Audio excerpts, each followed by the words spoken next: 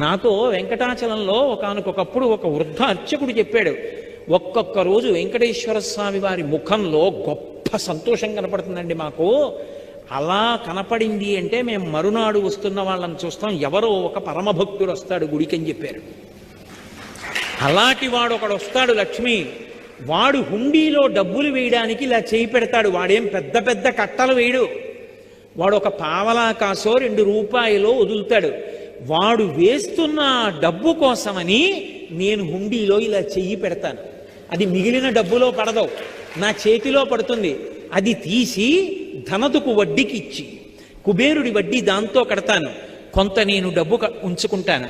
నీకో చమత్కారం చెప్పనా, ఇంతమందికి ఇచ్చేవాణ్ణి పరమభక్తుల డబ్బులతో జీవనం గడుపుతూ ఉంటాను. వింతలేల చెయ్యుచుండెదను కొండ మీద. ఆశ్చర్యకరమైన పనులు ఇలాంటివి చేస్తూ ఉంటాను. కలియుగంలో